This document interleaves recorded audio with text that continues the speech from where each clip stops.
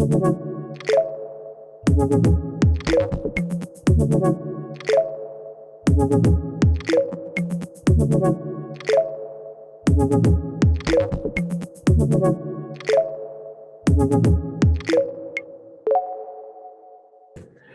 everybody, to another episode of Driving Dentistry Forward, Benco Dental's podcast with interesting leaders in dentistry, all focused on driving dentistry forward.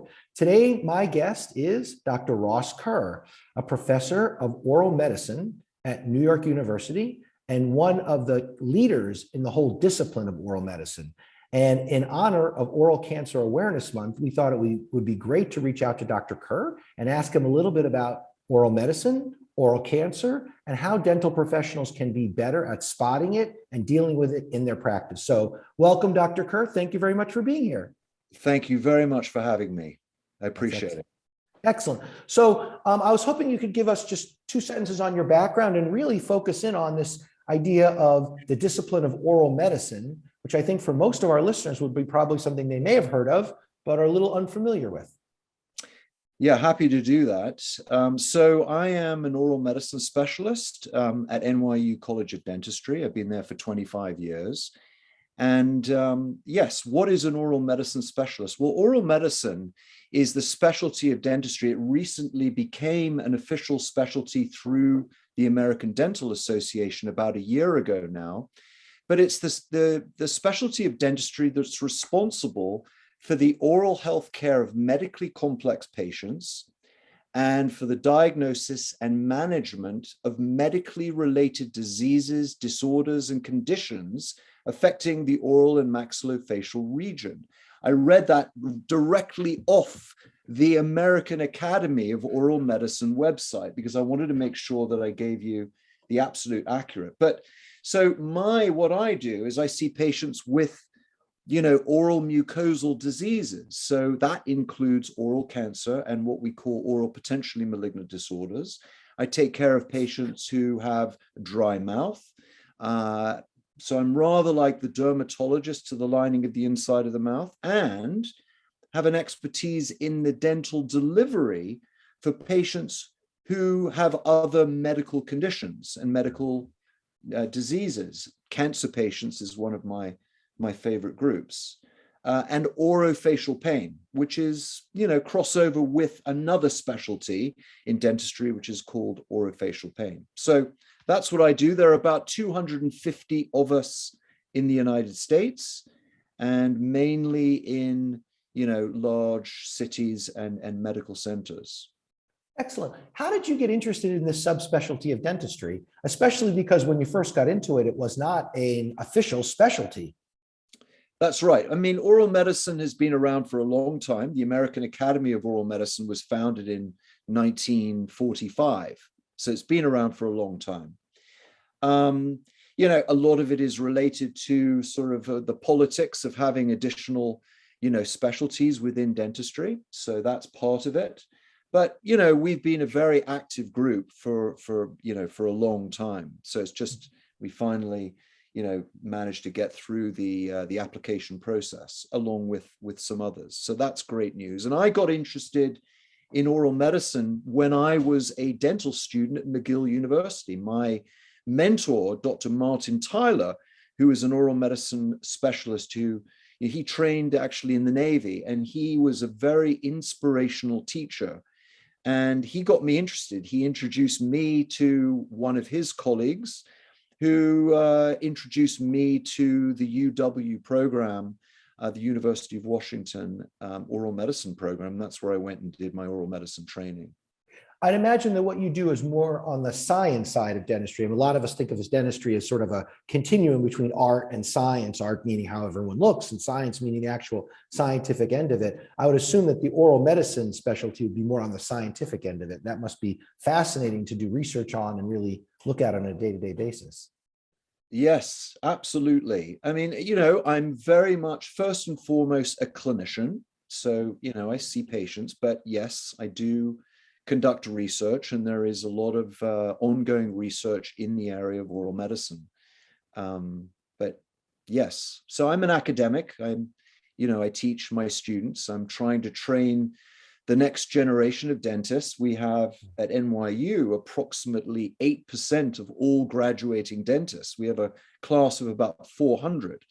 So, when I look back on it, I've probably trained 10,000 dentists to go out and look for cancer. So that's an area that I feel, very good about. Well, on behalf of the industry and the general population, thank you for serving in the dental research and dental education area. When we think of dentistry, we often think of the dentist around the corner, but the unsung heroes of dentistry, in my opinion, are the researchers and the professors who really find the new cures and find the new products and find how to, take better care of our oral health in America, as well as train the next generation of dentists. So thank you for that. You're welcome. So let's focus in a little bit on oral cancer awareness. It is Oral Cancer Awareness Month, and one of the things that I wanted to make sure everyone understood is there's more than one kind of oral cancer, and I was hoping you could walk us through that a little bit. Okay. So first of all, what do we mean by oral cancer? So that typically the connotation is a cancer that grows within the oral cavity. So involving the tongue or the insides of the cheeks or the gums or the bones, making up the structures of the mouth. But it also may include oropharynx cancer. And so the oropharynx is connected to the oral cavity. So essentially the oropharynx is the very back part of the mouth, and it's the back side of the tongue. So the throat or the pharynx is made up of three structures: the oropharynx, the nasopharynx, which is above the oropharynx. That's essentially where the nasal passages go. And then the hypopharynx is below the oropharynx. And then below that is the larynx, which is also, technically part of the throat. So in terms of all of these sites, the most common type of cancer is called a squamous cell carcinoma.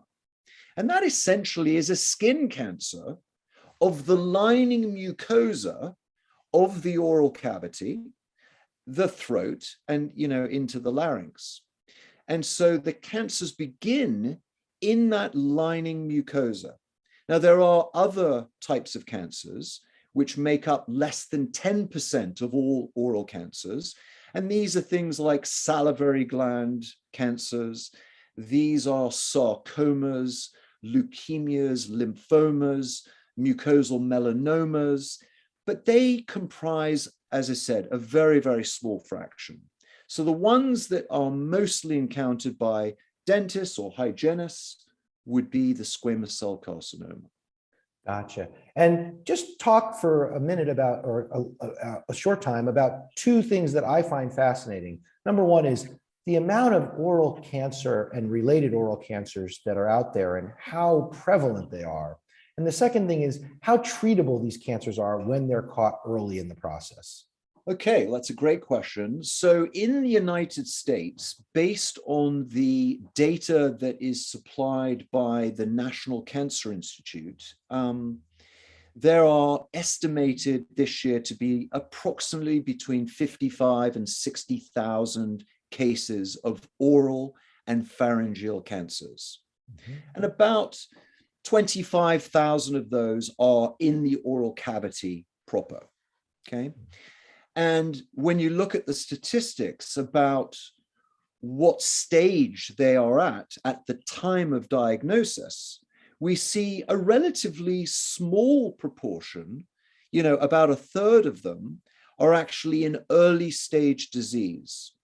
And an early stage cancer is largely a cancer that is just in the primary location where it started. So let's say the most common site in the mouth is the tongue. And so let's say it's a tongue cancer. That means that it's a cancer that is small, less than a certain dimension. And there are, various different factors I'm not going to get into, as opposed to a more advanced cancer that has gone from the primary site that metastasizes into the regional lymph nodes in the neck, and then ultimately to distant organ systems. And they comprise 2/3 of cancers. So advanced cancers are more common than early cancers. And when we look at, the stages, we see that patients with earlier cancers, smaller cancers in the primary site, they're more amenable to treatment, and those patients have better survival statistics than people who have advanced cancers. So, it makes sense. You can't generalize it to everyone's cancers, but overall, if you have an earlier cancer, it's detected earlier, then most likely you're going to survive longer if you get the treatment that you need. Now, one other thing that I should mention is that the majority of oral cavity cancers are preceded by these precancerous changes, which isn't a cancer yet, and these are known as oral potentially malignant disorders. So this is a group of diseases, and the most common one is called leukoplakia. And every dentist has all heard of leukoplakia, and often that term is misused because it really means white patch, okay? And a white patch can be attributed to any number of both benign and lesions with malignant potential, but it's the ones that have malignant potential that are classified as leukoplakias. And if you have a patient with a leukoplakia, there's a risk, albeit relatively small, that over time, if left unchecked, it could eventually transform into a cancer.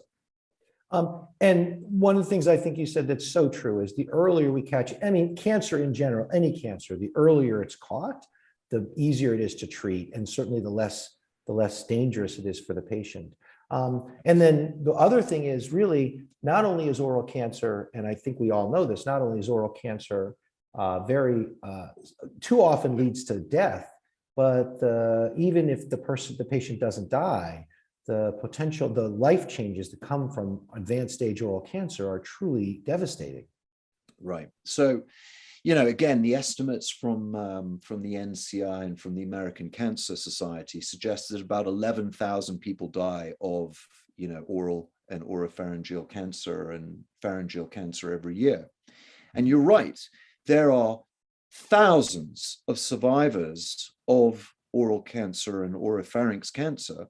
And these patients, unfortunately, can have high morbidity because of the diseases, of the treatment for the disease.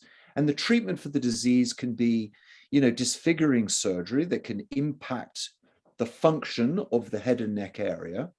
It can also include radiation treatment that can have all kinds of complications, severe dry mouth, fibrosis where it's difficult to open the mouth up, complications, dental complications because of the dry mouth and because of, poor bone healing. And there are a whole host of different issues that these patients have to deal with for the rest of their lives. So yes, it's impactful. And obviously, if you catch it early, not only do you get a better survival, but the morbidity is reduced. So let's talk a little bit about what dentists and dental professionals like hygienists and assistants can do to be better at finding oral cancers or potential or precancers earlier and what they should do about it. So if you could share with us your thoughts on that, that would be great. Yeah. So everyone has heard of the concept of screening for cancer. And the concept of screening a general population, we don't have, population screening programs for oral cancer as yet. There are some countries that have a higher burden of oral cancer where, we're hoping that they will adopt formal screening programs. Taiwan is one of them. And it's possible that that will happen in India. But in the US, we rely on opportunistic screening by dentists, by hygienists, by trained physicians like ENTs. And so the best, screening technique is a visual and tactile examination. And this is something that every dentist is trained to do. Any new patient, any recall patient, any emergency patient will come in and they'll perform an examination to look for any lymph nodes. They'll assess whether or not the patient has any asymmetries looking at them. And then they'll go inside the mouth and they'll not only examine the teeth and the gums, but they'll also examine all of the mucosal structures. It takes just a couple of minutes. You pull down the lips, you stick out the tongue, you look at every mucosal site. And that's how we detect any abnormal, finding that deviates what we would expect, in a normal, healthy patient. And once we find something abnormal, then the next question is, well, what do we do next? And so there has to be some level of risk stratification. So you have to go, is this something we need to be worried about, or is this something that is benign? And at the basic level, for people who aren't really interested in getting more education, at the very least, you make that decision about whether or not to refer to a qualified person. And you take records and document what you've seen, and then move that patient on to a specialist. I would argue that dentists should be trained at a higher level because there aren't many oral medicine specialists. I guess you could argue there are plenty of oral surgeons, there are plenty of more oral pathologists and other people that have had training in this area. But I would argue that dentists can get trained beyond dental school to be able to differentiate between something with malignant potential or something that is benign. So are there certain patients who are more likely to be candidates for oral cancer? Are there certain behaviors that make them more likely to be precancerous or have lesions in their mouth that they should be doctors should be more aware of? Absolutely. And so in addition to performing a visual and tactile examination, it's important to ask about the known risk factors for oral cancer and oral potentially malignant disorders. And so we know there's very good epidemiologic evidence to support that tobacco of any form, but in the United States, most people, smoke tobacco, or there are parts of the US where they chew tobacco. In other parts of the world, they use it, differently, and they use other products that have the potential to cause oral cancer. And so depending where you are in the United States, you may have ethnic groups, let's say from Southeast Asia, who chew the areca nut. That's often referred to as the betel nut. That's another risk factor. So tobacco, alcohol, particularly if you are a heavy alcohol user and you combine it with tobacco products, where the effect is multiplicative. And then poor diet is an established risk factor. There is some evidence to suggest that, also poor, oral health may set things up as well. And then in the area, and we haven't broached this yet, but in the area of oropharynx cancer, there's a very distinct risk factor, which is HPV, which is the human papillomavirus. And that, of course, is linked to sexual habits and exposure to that virus through sexual contacts. So people who have multiple sexual, encounters or practice, oral sex, they may be at a heightened risk for developing the disease. Now, having said that, there are many patients that I have seen, and it's a small, relatively small piece of the pie, who have absolutely no risk factors whatsoever. So I have a group of women in their 30s who've come to see me with tongue cancer. So it's not exclusively going to be discovered in patients who have these known risk factors.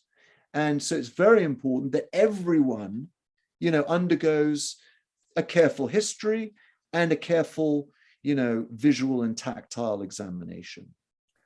How can a doctor or a dental professional do a visual examination of the areas behind the tongue? I mean, I'd imagine the farther you go back, the harder it is to see what's going on, and you're not going to stick your fingers down and you get a gag. So what does a dentist do to test for, to screen for that? Right. So Very good question. We actually do not have established screening parameters for oropharynx cancer, right, which is a sad state. I worked on a very preliminary feasibility study to do saliva detection of HPV. And that may be a very crude way of screening people for, HPV infection. The problem is that at any given moment, 1% of the population who submitted a mouth sample would be positive for HPV 16, which is the most common oncogenic subtype of HPV. Well, clearly, if there are only 15,000 cases of HPV positive oropharynx cancer in the United States each year, not everyone who gets infected with HPV goes on to develop the cancer. So it requires multiple exposures and other factors that cause a persistent infection to occur, and slowly over many years, ultimately it transforms to a cancer. But to answer your question, it's difficult to evaluate that part of the mouth. But I will say that the most common presenting signs and symptoms of someone that has oropharynx cancer is actually a lump in their neck.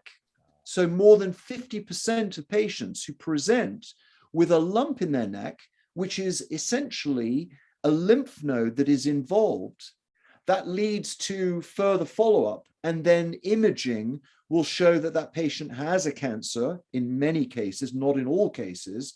And the places where the HPV likes to grow and cause cancer are in the tonsillar tissues. So many people like myself had the palatine tonsil removed when I was young, but there are also tonsils at the back side of the tongue. So when you stick your tongue all the way out, where it dives back, that's known as the base of tongue, or the posterior third of the tongue, that contains lymphoid tonsillar tissue. And that's one of the two places where oropharynx cancers can occur. So sometimes patients will experience changes in their ability to swallow or pain when swallowing, but not everyone. Some people will be completely asymptomatic in that area, but there's a small cancer brewing. They just haven't noticed it because it's happened over such a long time. So we don't have ways of screening this region as yet. And what are some tips that you might give to a general dentist or a hygienist about how to find the right professional in their area? Is it always the oral surgeon to be referring these cases to, or are there others who might be the right candidate in a small town, let's say, or even in a bigger town? Yeah. So I think, there are, I can't remember how many oral surgeons there are in the United States. It's more than 10,000, right?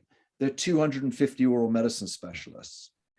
Look, if you're in a small town, you're going to either refer to the physician or you're going to refer to the oral surgeon. I think those would be the appropriate places to go. If you're in a large center, you want to go to, ideally an academic center. And the types of referrals, let's talk about, I didn't talk much about the signs and symptoms of what goes on with oral cavity cancers. Talked about oropharynx, but oral cavity cancers can be a white patch, can be a red patch in the mouth, can be a red and white patch, can be a solitary ulceration, can be a little small growth. And the question is, there are lots of things that can cause growths. There are lots of things that can cause ulcers in the mouth, and there are lots of things that can cause red and white changes. So it's these changes where the dentist or the hygienist looks at it and they scratch their head. They go, that doesn't seem to be a canker sore. That doesn't seem to be a traumatic type lesion of someone biting their tongue or biting their cheek. And so they've got to make that risk assessment. But that oral cancers and oral potentially malignant disorders have very variable presentations. And so dentists have to realize that there is a spectrum of what is a suspicious looking change in the mouth. And if they're not clear and their threshold is low, then they refer. If they're a little bit more sophisticated because they've had extra training or because they have taken an interest, their threshold is a little bit higher. So one of the things, and you and I talked about this for a few minutes before we started, is the problem of the false positive. And I think there's a lot of dentists out there who are, it's easier to say nothing, even when they think they may have found something, than it is to actually refer the patient out to the oral surgeon. Can you give us some ideas on how a general dentist should think about the false positive? Right. So it is true that, because there's so much that goes on in the mouth, there are lots of reasons why someone can have a white area in their mouth. And most of the reasons for that is because of what we call frictional keratosis. In other words, it's rubbing that area. Maybe there's something that's rubbing, a sharp tooth is rubbing against an area. It could be related to other habits that they're performing in the mouth. And you're right. I mean, differentiating, between something, most of the lesions that are seen in the mouth are going to be largely benign, or if they have malignant potential, they have a relatively small chance of turning into a malignancy over time. So there's a very small group of lesions that are either early cancers or they're pre-cancers that are likely to turn into a cancer. And so the problem is a lot of noise at the lower end.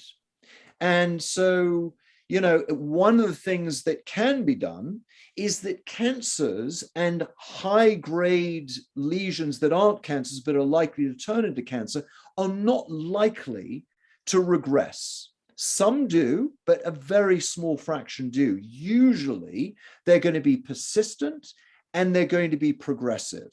So if they want, one thing they can do is they can say to the patient, well, I think this may be because you're rubbing your tongue or your mouth is a little dry and you're more prone to developing these little white patches. Let's try and smooth off that tooth and bring the patient back after a couple of weeks or 3 weeks to see what happens. And so that's one way that you can have the patient come back and follow them. And if it's still persistent, then you can move them on. The other thing would be, wouldn't it be great if we had some type of test that would allow us very easily and give us immediate gratification that we could do in the office itself that would allow us to risk stratify using technology. The best technology out there is actually cytopathology. So collecting cells with a brush. So you collect those cells, and all of the platforms in the United States currently are, you have to send out those cells to a lab and then they give you the results, a couple of weeks later. So I think, we need to develop tests that are real time, chair side, relatively inexpensive. We're actually developing, a platform like that, at NYU. So I think, that is sort of the future. Maybe salivary diagnostics, maybe other, blood tests. There's now blood tests, the Gallery blood test that tests for 50 different cancers. Now, you've got to pay quite a bit of money. Your insurance company isn't necessarily going to cover that, but that actually does cover oral cavity and oropharynx as well. Now, they're not perfect, but, this is probably the way of the future. The next thing I would say is dentists should go, and hygienists should get advanced training in this area. I mean, I'd be happy to, help direct them towards the American Academy of Oral Medicine. We offer, CE in that area, and there are other people who do that. So that's another way of, getting it more advanced training in this area. And it's not just about oral cancer, but it's an education about all of the other myriad of diseases that can occur in the mouth that are unrelated to the teeth and the gums. And then finally, it's interesting because the mindset of physicians is very different than the mindset of dentists. Dentists seem to be concerned about telling patients that they need to be referred somewhere. They should drop that. Physicians don't even think about it. They don't think twice about referring patients to their colleagues when they don't know what's going on. They just feel more comfortable having that conversation with their patients. And that is a cultural change that needs to happen. And it needs to happen at the level of dental schools. And, it's hard because, most dentists don't see much serious disease. This is really one of the few diseases that could have major impacts on, on the lives of their patients. And finally, I would say that dentists, struggle to be able to pack everything into a day. And so I think working with the hygienist, pass on this responsibility to the hygienist. Let the hygienist do the opportunistic screening, train them to do that, and then present the findings to the dentist. So that might be a way of capturing, more disease. I love that. I want to summarize it because as we close, I want to make sure that everyone who watches this gets some take homes that they can, take back to their practice. So the first thing I heard you say is get trained, so you know what you're looking at. The second thing I heard you say is every patient should be examined, right? Every patient. Although there are certain patients that have more activities and a history, every patient should be screened and examined. And then the third thing, which I thought was really, really insightful, is everybody should get comfortable either in saying to the patient, why don't you come back in 3 weeks and let's look at this again? Or I want to send you to the oral surgeon. Because I do agree that part of the challenge for most dentists and hygienists is they're just not comfortable with that conversation. They'd rather say nothing than take the risk of having a difficult conversation with the patient or the other dental professional, the oral surgeon. So that's sort of the summary, right? Get trained, examine every patient thoroughly, and get comfortable with the topic so that you can have a productive conversation with the patient and or with a fellow dental professional or physician about what you're seeing in the mouth. Can I add just a couple of little points? Please. So number one is that there are some fantastic resources available. And one of the best resources available is the Oral Cancer Foundation. So they have, first of all, a tremendous support site for survivors of oral cancer, but tremendous education can be had just by reading through a number of the different websites, the web pages. So that's, Oral Cancer Foundation, just Google that and you'll find, a lot of great resources. The other thing that I will say is we talked about oropharynx cancer. And what's interesting is that there is a real spike in oropharynx cancers in the United States. So the curve is sharply rising, and it will eventually come down when the population all gets vaccinated. So we do have an approved vaccination against oropharynx cancer, and it's, kids from the age of 9 to the age of 26 are eligible for this vaccine. And then it will take care of almost all of the, the HPV subtypes. So there's now a vaccine that covers 9 different strains or subtypes of HPV, 7 of which are cancer causing. And so the statistics are that it's a 3-to-1 ratio men to women, and the men who get it are largely in their 50s and 60s and are affluent. So they're just the types of patients that are coming to the general dentist.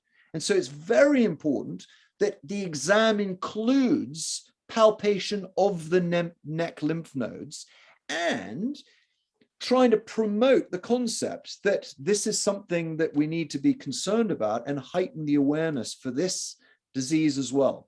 So that would be, another piece that I would like to promote. Excellent. Dr. Kerr, thank you very much. Is there anything else you want to share as we close today's podcast? No, I mean, it's, April is Oral Cancer Awareness Month. Take an opportunity to open up your offices for, free screening or whatever. And, as I said, if you want to get some materials and read up on it, go to the Oral Cancer Foundation website. And that's it. Thank you so much for having me. I really do appreciate it. Dr. Kerr, thank you very much for being here today. Our guest today was Dr. Ross Kerr, professor at New York University Dental School and an oral medicine expert. Oral medicine, the correct term is you are a doctor of oral medicine. Is that correct? Oral medicine specialist. An oral medicine specialist. Thank you very much, Dr. Kerr. Great to have everyone here today, and go out and find some cancer in the mouth.